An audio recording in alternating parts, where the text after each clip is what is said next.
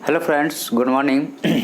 तो हम लोग 4 अगस्त के करंट अफेयर्स देख रहे हैं, ठीक है। तो हमारा पहला करंट अफेयर्स है आपका जो है सो आपका आईटी एक्ट 66A, ठीक है। यह जो है सो आपके आईटी एक्ट, पता है आईटी एक्ट कब आया था? तो ये 2000 में आया था, ठीक है। लेकिन जो है सो 2009 में जो है सो अमेंडमेंट करके इसमें जो है सो 66 में इसमें जो है सो 66A को ऐड कर दिया गया, ठीक है। तो ये क्यों किया गया? इसके पीछे रीज़न यह था कि सोशल मीडिया और बहुत सारी चीज़ें आ गई थी और इस तरह से जो है सो इसका मिसयूज होने लगा था और लोगों को परेशान होना पड़ रहा था, ठीक है। तो इस चीज़ को देखते हुए जो है सो गवर्नमेंट ऑफ इंडिया ने जो है सो इसमें अमेंडमेंट किया और आईटी एक्ट 66A लेकर के आई, ठीक है। तो इसका मकसद क्या था? जो 66A आया, इसका क्या मकसद था?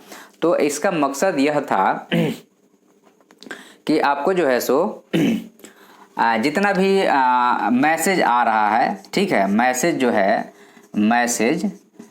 जो आपका मैसेज इलेक्ट्रॉनिक डिवाइस से, इस चीज़ को ध्यान रखना आपको, इलेक्ट्रॉनिक डिवाइस से, ठीक है। मैसेज कैसे आ रहा है? जो इलेक्ट्रॉनिक डिवाइस से। तो वह मैसेज जो है सो आपको एक तरह से कहा जाए तो जो है सो आपका इंटिमिडेट नहीं करो, मतलब कि परेशान, मतलब कि जो है सो हेट नहीं फैलाए, ठीक है। हेट फैला रहा हो या फिर जो है सो आपका पीस में जो है सो बाधा डाल रहा हो, किसी को हार्म पहुंचा रहा हो, इस टाइप की चीज़ें अगर कहीं पे मैसेज में आता है तो वहाँ पे जो है सो आईटी एक्ट 66A लग जाएगा और इसमें जो है सो 3 साल की सज़ा और फाइन था, ठीक है। 3 साल की सज़ा और फाइन था।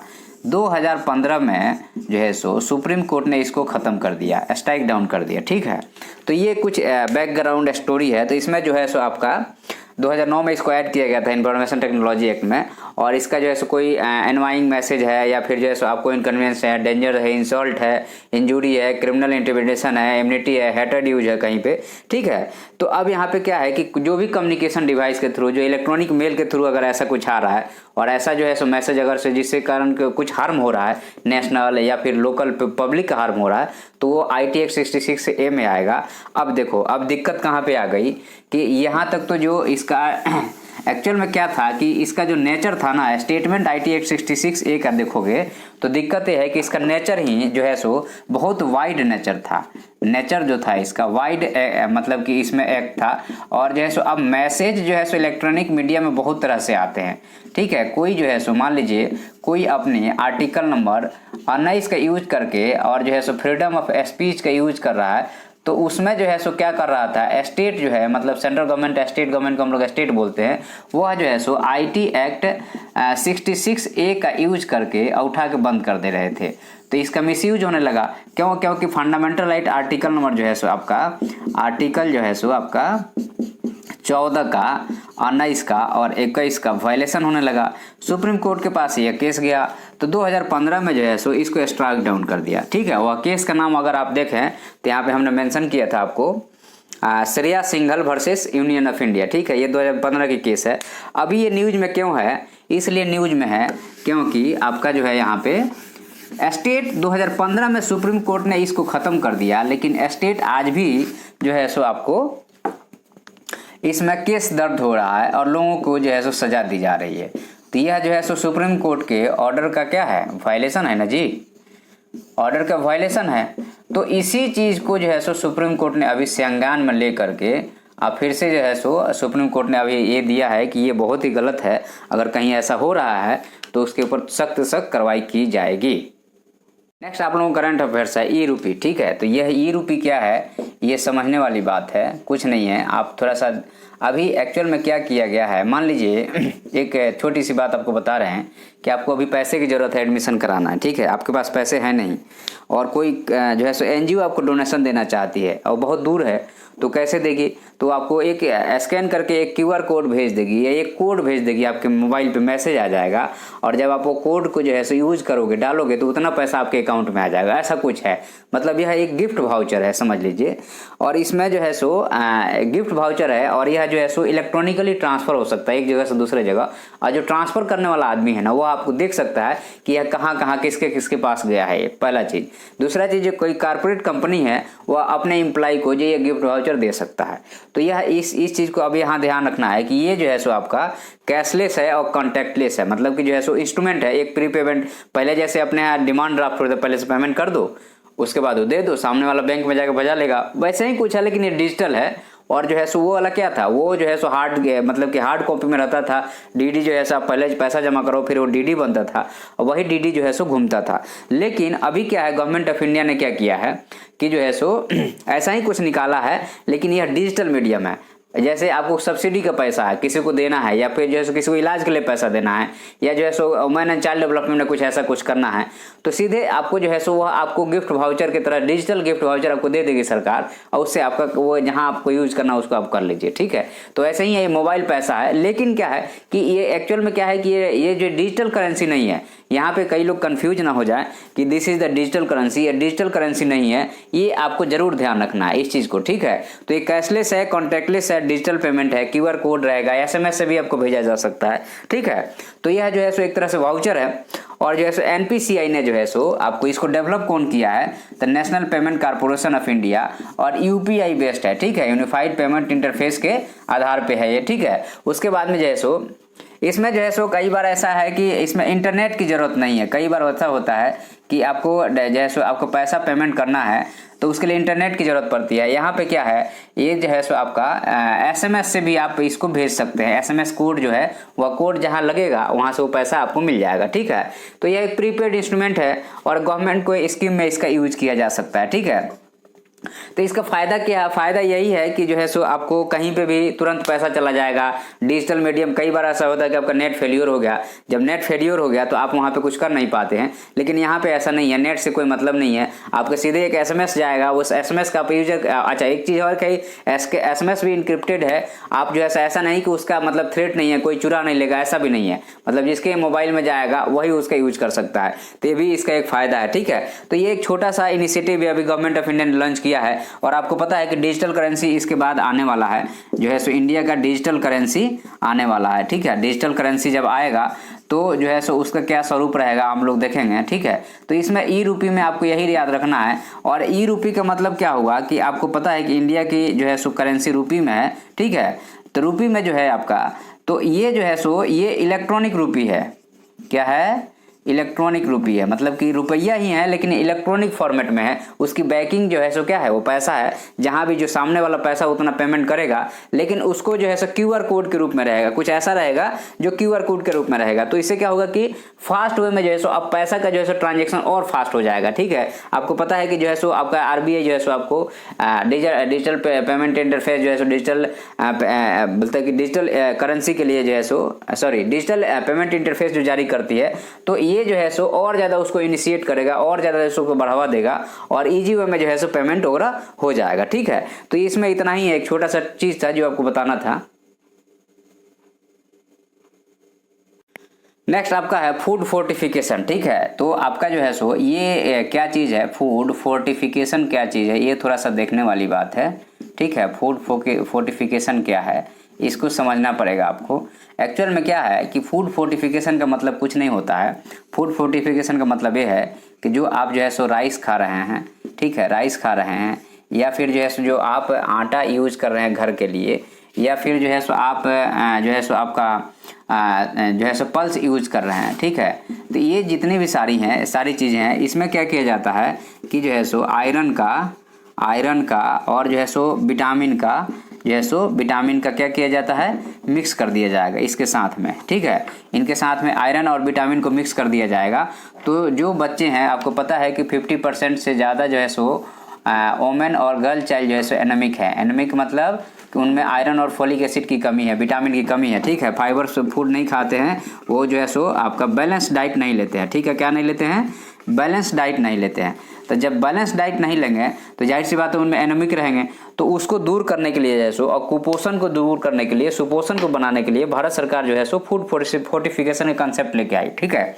तो फूड फोर्टिफिकेशन का कंसेप्ट आपको ये समझ में आ गया कि फूड फोर्टिफिकेशन क्या है। कुछ नहीं है, राइस हो गया, गेहूं हो गया, चावल हो गया, दाल हो गया, उसमें सरकार जो है so food corporation of India, इस चीज़ को आप रखना, FSSAI जो है सो फसाई जो है सो आपका ये जो है सो फूड के क्षेत्र में जो है सो रेगुलेट करती है, फूड रेगुलेशन का काम करती है कि कहा फूड में कोई पॉइजनस और कोई ऐसी चीज़ तो नहीं है। तो इसने कुछ ऐसा गाइडलाइन जारी किया था, गाइडलाइन जारी किया, काहे के लिए गाइडलाइन जारी किया, गाइडलाइन जारी किया फूड फोर्टिफिकेशन के लिए, ठीक है, फूड फोर्टिफिकेशन के लिए। तो ये अभी तक तो बहुत अच्छा समझा जा रहा था और इस पे सरकार बहुत फोकस कर रही थी कि इसके थ्रू जो है सो स्कूल में जितने भी बच्चे हैं जो पढ़ लिख रहे हैं उनके लिए हम क्या करेंगे, इससे फूड प्रोवाइड करा देंगे। अब फूड प्रोवाइड करा देंगे तो वह बच्चे जो हैं सो एनीमिक से फ्री हो जाएंगे। अब क्या है, रिसेंटली जो है सो आपका USA की एक पत्रिका है जिसका नाम है लांसेट जर्नल है, ठीक है, क्या नाम है इसका, लांसेट है, ठीक है। तो लांसेट ने एक रिपोर्ट पब्लिश किया है, एक रिपोर्ट पब्लिश की है, ठीक है। उसने क्या पाया है कि फूड फोर्टिफिकेशन से जो है सो जो चाइल्ड है, जो लोग खा रहे हैं उनको प्रॉब्लम होगा आगे चल के, ठीक है। उसने जो है सो जो रिसर्च किया है उसमें बोला है कि उनको आगे चल के प्रॉब्लम होगा। प्रॉब्लम जो है सो आपका पाचन तंत्र से रिलेटेड होगा, जो है सो जो अंदर जो है सो बैक्टीरिया जो है ना, अलग अलग टाइप के बैक्टीरिया बनेंगे, उनका नाम हम भी लिखे हैं, पैथोजेनिक गट माइक्रोबियल प्रोफाइल जो है सो अंडर न्यूट्रिशन चाइल्ड में जो डेवलप हो जाएगा। और जो है सो गट इन्फ्लेमेशन मतलब कि जो है सो पेट में जो है सो दर्द, इस टाइप की चीज़ें होगी, ठीक है। तो अब ये जो है सो बैलेंस डाइट में आपको क्या होता है, बैलेंस डाइट जो है सो जाहिर सी बात है कि वो नेचुरल है, क्या है वो, नेचुरल है। तो नेचुरल चीज़ को जब आप खाओगे ना तो आपको ज़्यादा दिक्कत नहीं होगा, लेस इशू होगा कहे में, पचने में। लेकिन जब आप दवाई खाते हो तो आपको प्रॉब्लम नहीं होता है, वैसे ही कुछ ये था। तो अब जो है सो यहाँ पे अब ये चीज़ आ गया कि उसका निगेटिव इम्पैक्ट होगा। अच्छा, दूसरा चीज़ ये है कि जो है सो आपका ये तो पता चल गया कि फसाई ये गाइडलाइन जारी कर दिया था कि मैंडेटरी था कि इसको इतना चावल और इतना जो है सो चावल में इतना और गेहूं में इतना, उसके रेशियो में जो है सो आपको फूड फोर्टिफाई करना है और वही जो है सो बच्चों को खिलाना है। लेकिन अब क्या दिक्कत आ गई है कि अब इसका जो है सो बैड इम्पैक्ट समझ में आ रहा है। क्या इम्पैक्ट समझ में आ रहा है, बैड इम्पैक्ट समझ में आ रहा है। और वह जो है सो आप मान लीजिए कि आप जब खाना खाते हैं तो आपको जो है सो ऑल न्यूट्रिएंट्स जो है सो चाहिए, ठीक है। तो आप जो है सो आयरन और जो है सो कैल्शियम और विटामिन दे करके वो सारा चीज़ को भरपाई भी नहीं कर सकते हैं, हाँ कुछ हद तक कर सकते हैं, लेकिन उसका जितना प्रॉफिट होगा, जितना उसका जो है सो प्रॉफिट होगा उससे ज़्यादा क्या हो जाएगा, लॉस ज़्यादा हो जाएगा। प्रॉफिट से ज़्यादा क्या होगा, लॉस हो जाएगा। तो इसको यूज़ करना सही तो है नहीं, ठीक है। तो अब ये जो है सो इसी पे जो है सो अब हो सकता है कि अब जो है सो फसाई नई गाइडलाइन जारी करे और कहे कि नहीं ये सही नहीं है, ठीक है। तो इस पे जो है सो अच्छा एक इसका कंसर्न और है कि हम लोग इसका इकोनॉमिक वे भी देख लें, ठीक है, इकोनॉमिक वे भी देख लें कि इकोनॉमिक क्या इसका प्लस है। तो देखो पॉजिटिव ये है, पॉजिटिव नहीं कहेंगे, एक तरह से कहा जाए तो वो निगेटिव ही है, पॉजिटिव नहीं है, निगेटिव ही निगेटिव है इसका है। निगेटिव ये है कि एक तो जो है सो बच्चा जो है सो बीमारी होगा, मतलब कि जो है सो मोर इलनेस आएगा, मोर इलनेस जो है सो लॉन्ग टर्म में आएगा, ठीक है।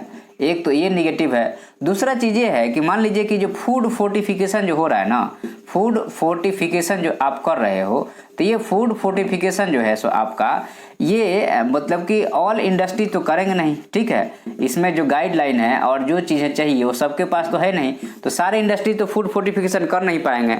जब सारे इंडस्ट्री फूड फोर्टिफिकेशन नहीं कर पाएंगे तो क्या हो जाएगा, यहाँ पे एक मोनोपोली हो जाएगा, ठीक है। क्या हो जाएगा, मोनोपोली हो जाएगा। जब मोनोपोली हो जाएगा तो क्या होगा कि जो है सो एक दूसरा जो है सो ज़्यादा फूड फोर्टिफाई करेंगे तो ओवरऑल जो है सो ओवरऑल जो बाकी लोग हैं ओवरऑल क्या होगा, लॉस होगा, ठीक है। ओवरऑल क्या होगा, जो बाकी छोटे छोटे फैक्ट्रियां हैं जो इसके फील्ड में लगी हैं उनका क्या होगा, लॉस होगा। तो ये एक इकोनॉमिक लॉस हो गया और हेल्थ पे बैड इम्पैक्ट डाल रहा है। इसलिए आगे चल के अब इसको बंद कर देना चाहिए क्योंकि फूड फोर्टिफिकेशन सही नहीं है, ठीक है। तो इस चीज़ को आप लोगों को ध्यान रखना है।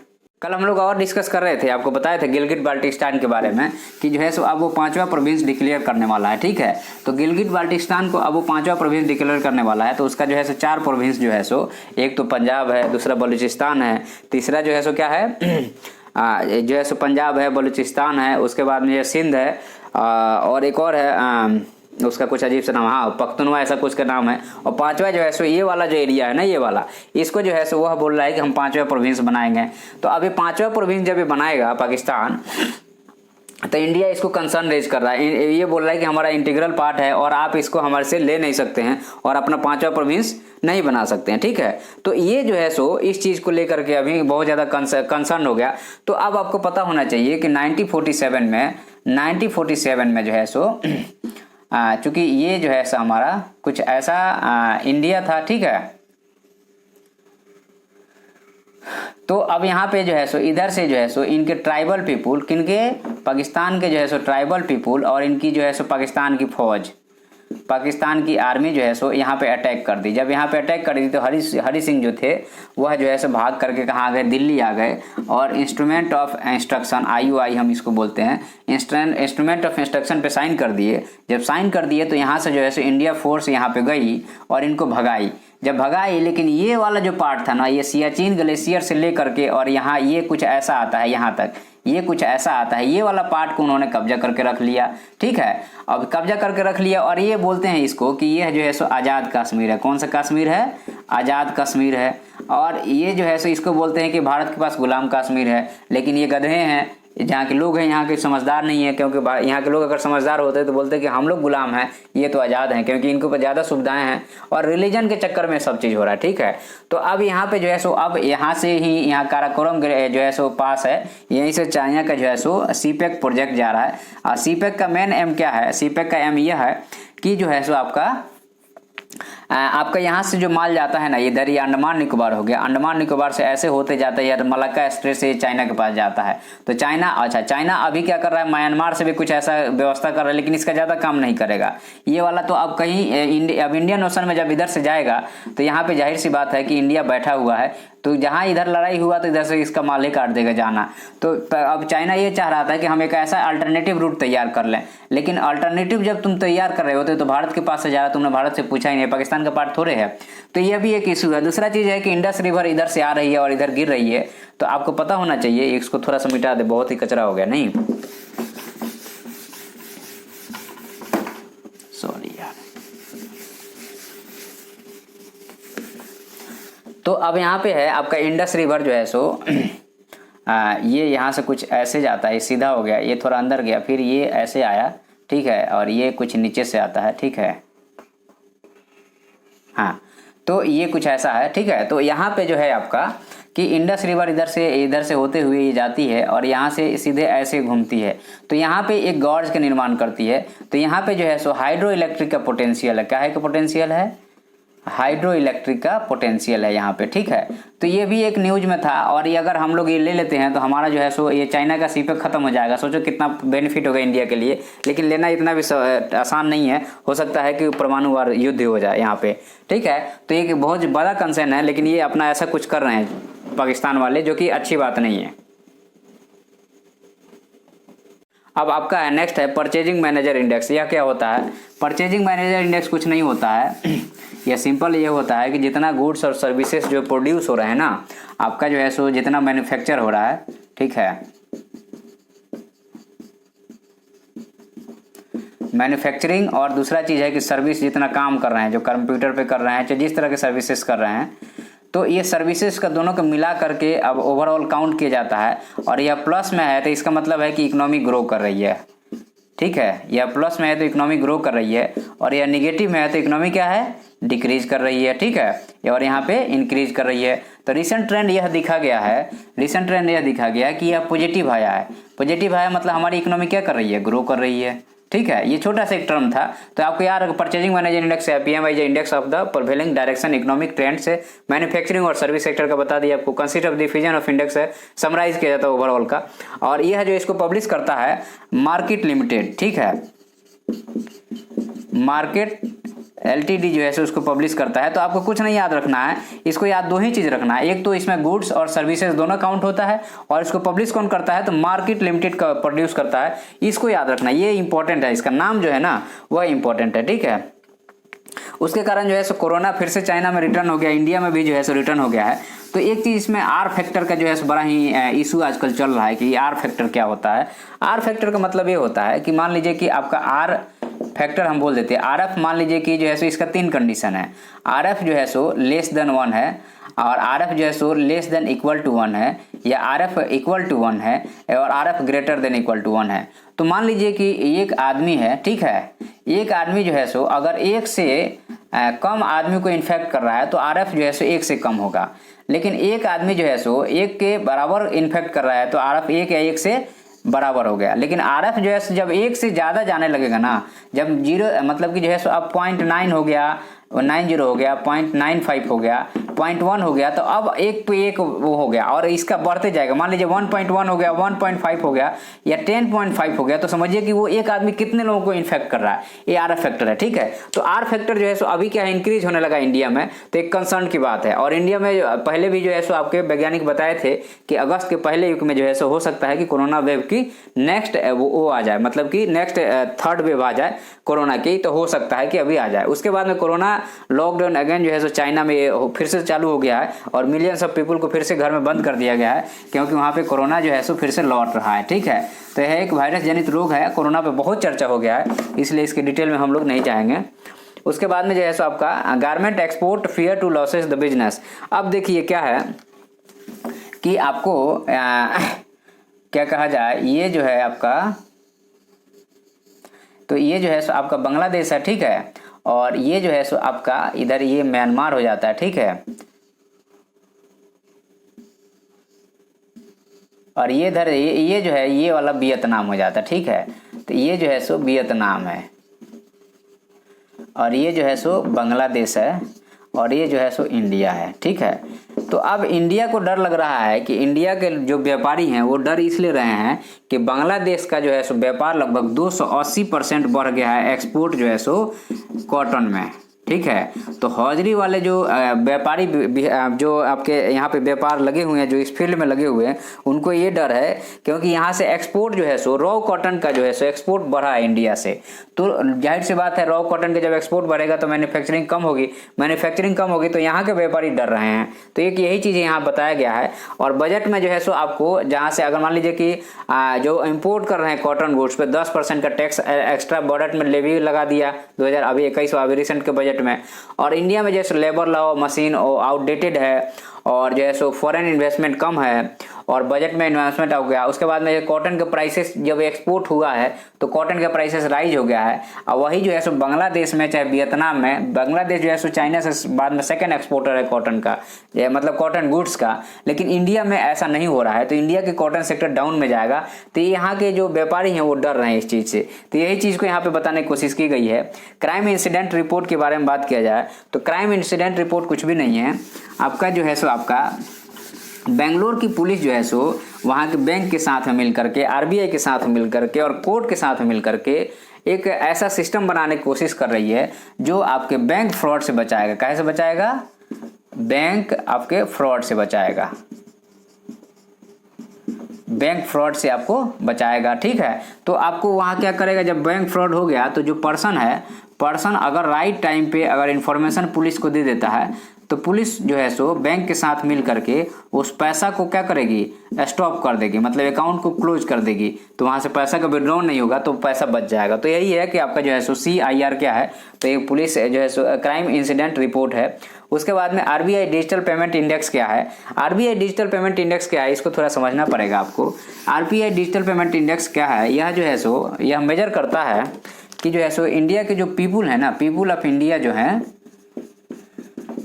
पीपुल ऑफ इंडिया कितना जो है सो डिजिटल वे में जो है सो ट्रांजैक्शन कर रहे हैं।